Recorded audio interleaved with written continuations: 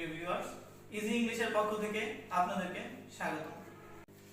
আমরা বলেছিলাম যে আমরা ইংরেজি গ্রামারের একদম জিরো বা ও লেভেল থেকে শুরু করব। তো ইংরেজি গ্রামারের একদম জিরো বা ও লেভেলে রয়েছে পার্টস অফ স্পিচ। আসুন আমরা জানি পার্টস অফ স্পিচ কাকে বলে এবং মডার্ন লিঙ্গুইস্টিকে পার্টস অফ স্পিচকে কি বলা হয়ে থাকে।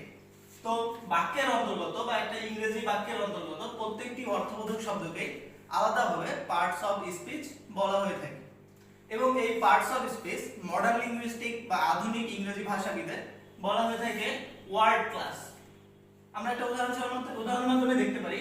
এখানে আমরা একটা উদাহরণ লিখেছি, mister Roy is an honest man.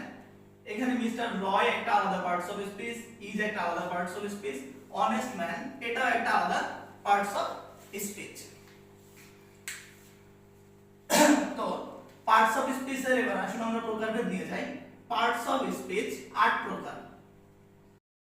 8 প্রকার, যথা নাউন বা বিশেষ্য, প্রোনাউন বা সর্বনাম, অ্যাডজেক্টিভ বা বিশেষণ, ভার্ব বা ক্রিয়া, অ্যাডভার্ব বা ক্রিয়া বিশেষণ, প্রিপজিশন বা পদোন্নয়ী অব্যয়, কনজাংশন বা সংযোজক অব্যয়, ইন্টারজেকশন বা আবেগসূচক অব্যয়।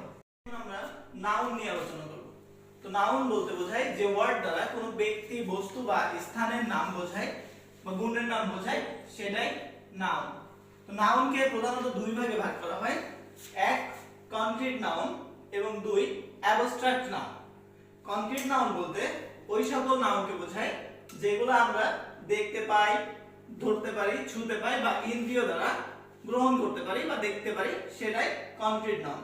এবং অ্যাবস্ট্রাক্ট নাউন বলতে ওই সকল গুণবাচক নাউনকে বোঝায় যেগুলো আমরা দেখতে পাই না, ছুঁতে পাই না, কিন্তু আমরা বুঝতে পারি। তো কনক্রিট নাউন আবার 4 ভাগে ভাগ করা হয়।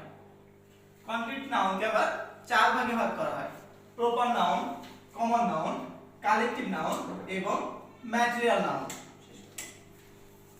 প্রপার নাউন, প্রপার নাউন বলতে যে ওয়ার্ড বা যে নাউন নির্দিষ্ট ব্যক্তি বা স্থানের নাম বোঝায় তাকে প্রপার নাউন বলে। অর্থাৎ প্রপার নাউন একটা নির্দিষ্ট ব্যক্তি বা স্থানকে বোঝাবে। যেমন রাজু, রত্না, ঢাকা, নড়াইল, যশোর। এখানে আমরা কিছু উদাহরণ ব্যবহার করেছি। এই রাজু বলতে একটা নির্দিষ্ট ব্যক্তিকেই বোঝাচ্ছে, যশোর বলতে একটা নির্দিষ্ট শহরকেই বোঝাচ্ছে, তাই এগুলা প্রপার নাউন। 2 নম্বরে আমাদের যেটা আছে সেটা কমন নাউন। যে ওয়ার্ড কোনো শ্রেণীবাচক বা জাতিবাচক নামকে বোঝায় তাকেই কমন নাউন বলে।